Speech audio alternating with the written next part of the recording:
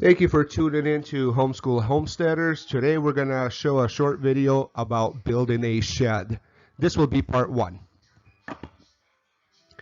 I will show you how I built a shed, and I will give you the price for the materials so you could build one too. When it comes to building a shed, you got three options. You got the very expensive option, is where you hire some pros to come do it for you. Then you have the semi-expensive option where you buy a kit and you build one yourself. And finally, the best option is the cheapest option where you do everything yourself. Basically, you design it, you plan it, you buy the material, and you roll up your sleeves and you build your shed. So before building a shed, I recommend that you go to a store. You look at the options they have and look at the prices. This is ridiculous, expensive. Also, sometimes they have models of shed standing outside the stores. So walk inside, look around, look how flimsy they are. They're 2x4s, you know, they're not the best. The prices here do not include the foundation. So if you have this shed delivered to your house, you're going to pay extra for sheds. If you want windows, you're going to have to pay extra for the windows, and any upgrades will all add up really quick. So this is why you do things yourself.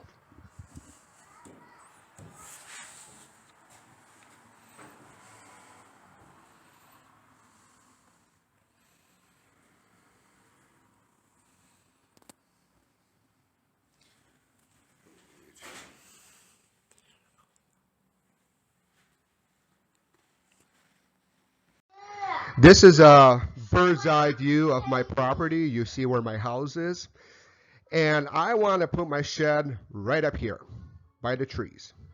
I am planning on building my shed in the winter time, and this is an actual photograph of where I'm going to put my shed, right here on the clearing in front of the trees.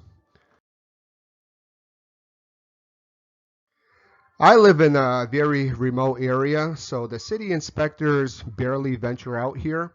But if you're going to follow the codes, and I did, if the shed is under 200 square feet, you do not need a permit. The height of the shed cannot exceed 15 feet, and you will need an electrical permit if you're planning on running electricity. Footers are straightforward. You just take a post hole digger and you, as I said, I'm going to build my shed in the winter, and it is possible to to dig some holes, but it was tough work.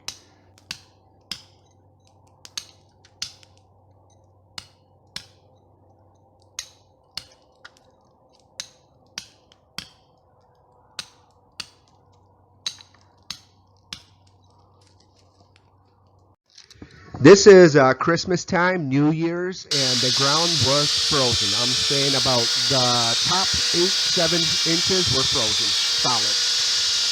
A lot of chipping to do.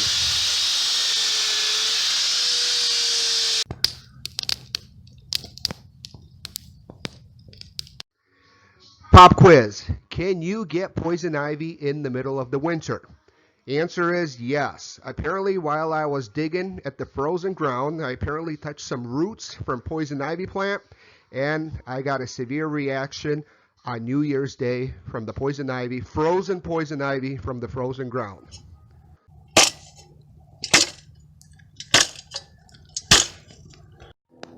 As you can see, I am making progress. Once you clear the top 7-8 inches that was completely frozen, the rest was smooth sailing. And in my area, they recommend you dig 42 inches. Then you put a sonotube into the hole, and it took about 3.5 bags of cement to fill up the sonotube. This is a picture of what you would have in your yard and how the sonotube just goes inside. I did all of my cement mixing in a bucket. There's no need to rent heavy equipment or hire a cement truck to do just 9 footings.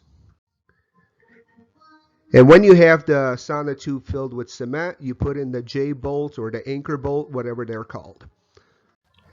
Doing cement work in the middle of a winter is a bit tricky, so you will need to find some heating source to cure the cement. And this is what I did. I just took a plastic bin, put a tarp over it, and inside the plastic bin I had a little heater that I bought for probably $9 from Walmart.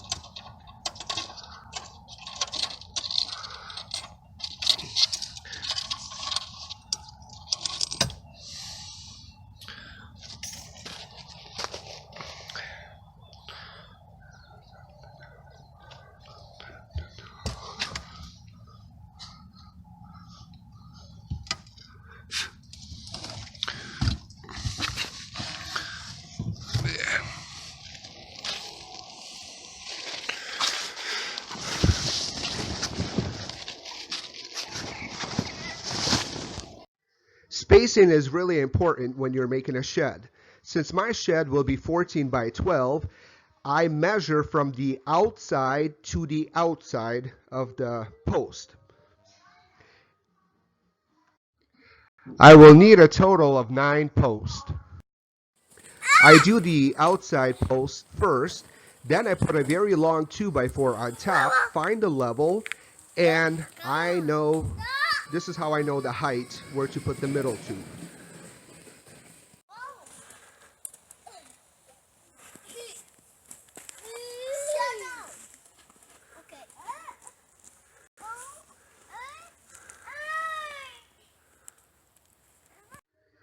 Make sure everything is leveled. I will try to make this quick, but total cost for the post footings came to $200.25. I bought all of my material at Menards. On top of the cement post, I bought a 4x6 by 14 pressure treated timber. Here's a Menards website and you can see the prices, and I needed 3 of them.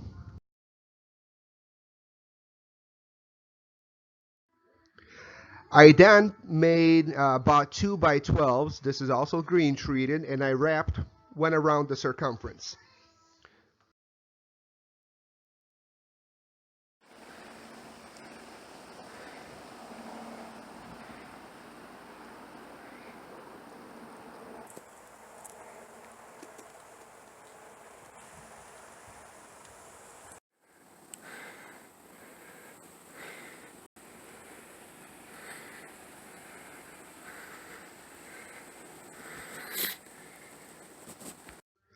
I then bought 12 2x6s, and then I laid them across the post.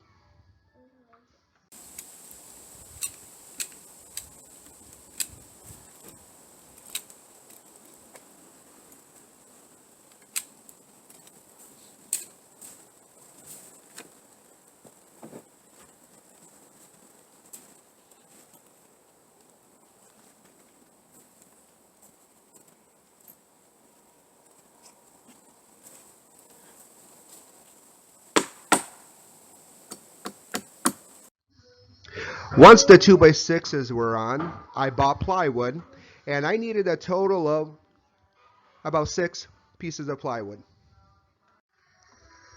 So the total cost for the floor framing came out to $522.81. So this is the finished foundation. This includes the footings and the wood framing. And this is heavy duty, but once again, the total price came to $723.26, plus or minus a few bucks. But once again, heavy duty. If you don't want to make it heavy duty, you can make it less heavy duty, but this is what you're looking for in regards to price. This is part 1. Stay tuned for part 2.